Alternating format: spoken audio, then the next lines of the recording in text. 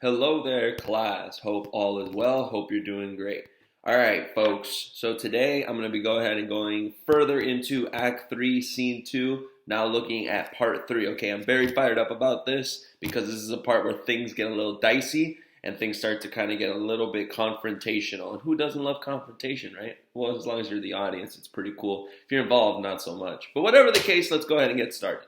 All right, so let's recap where we last left off. Recap.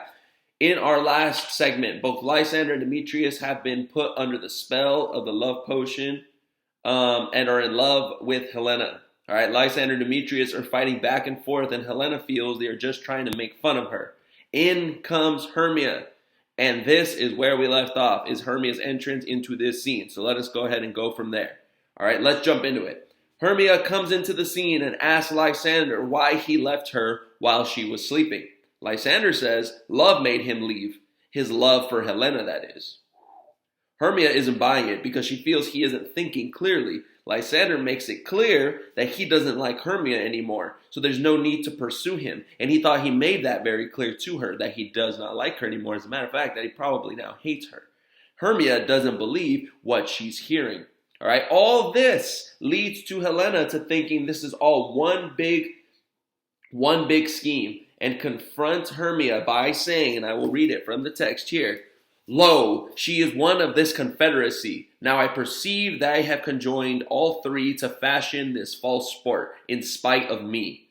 Injurious Hermia, most ungrateful maid, have you conspired? Have you with these contrived to bait me with this foul derision? Is all the counsel that we have two shared? Is all the counsel that we two have shared, the sisters' vows, the vows that we have spent when we have chid the hasty-footed time for parting us. Oh, is it all forgot? All school days friendship, childhood innocence. We, Hermia, like two artificial gods, have with our needles created both one flower, both on one sampler, sitting on one cushion, both warbling of one song, both in one key, as if our hands, our sides, voices, and minds had been incorporate.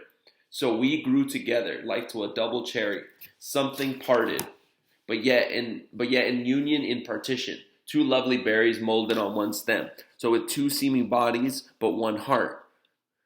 Two of the first like coats in heraldry, due but to one and crowned with one crest. And will you rent our ancient love asunder to join with men in scorning your poor friend? It is not friendly, 'tis not maidenly.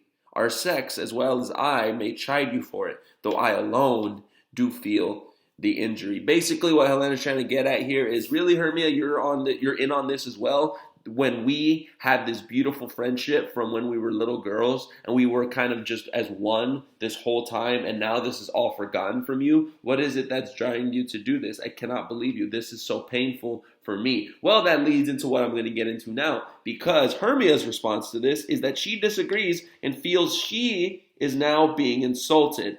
Helena is still very confused.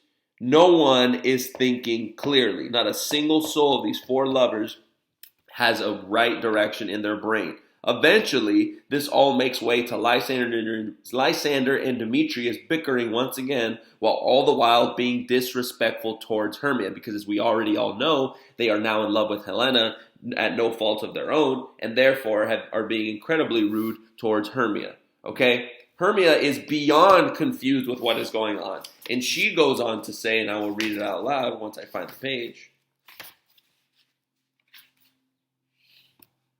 Hold on. What the heck?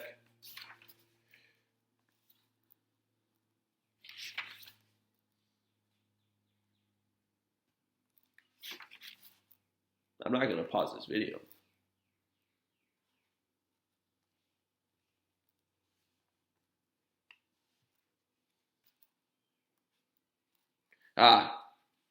Okay, I found it. So Hermia says, right, to Lysander, "What, can you do me greater harm than hate? Hate me? Wherefore, oh me? What news, my love? Am I not Hermia? Are not you Lysander? I am as fair now as I was erewhile. Since night you loved me, yet since night you left me. Why then you left me? Oh, the gods forbid! In earnest shall I say. Basically, what she's trying to say is, what is going on? What is happening? Can you explain this to me? I'm still the same Hermia. Are you not the same Lysander? What is going on? So Lysander's response, right, to this, simple. He now loves Helena, no longer Hermia. All right. This turns all this confusion on its head, and it turns into action, because this now leads to the girls fighting. Hermia accuses Helena of stealing Lysander and calls her a snake. Helena retaliates and says it's not her fault and calls her a puppet because she's short. Hermia tells Helena, you think you're better than me because you're taller? I may be short, but I can still kick your butt, is basically what she's kind of trying to get across here. Helena then begins playing victim and asks Lysander and Demetrius to not let Hermia hurt her because she's not one for violence, and subtly again calls Hermia short. And Hermia's not having it. She retaliates against it again and asks, what is it with all this calling me short?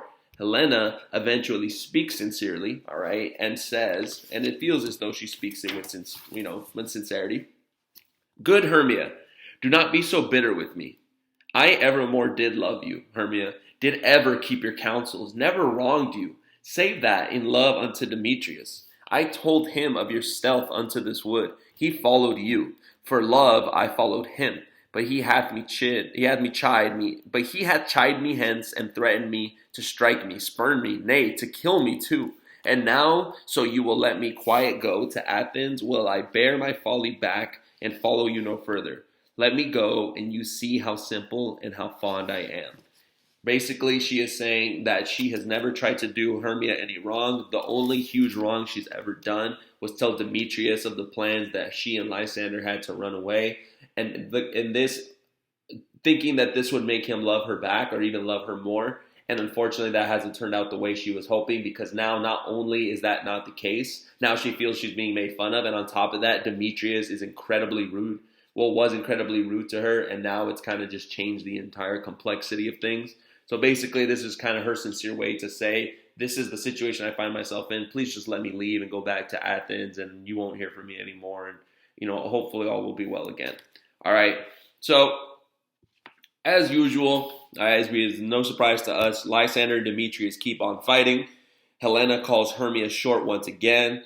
Hermia is fired up, understandably, because this is all happening in front of her. Lysander and Demetrius are basically ready to duel and fight over their love, Helena, so they say. Helena runs away from Hermia because she doesn't want any more of this trouble. And Hermia is just stunned by everything that just happened and is happening, and she just walks away out of the scene as well. At this point, this gives way to our fairies once again in the form of Oberon and Puck.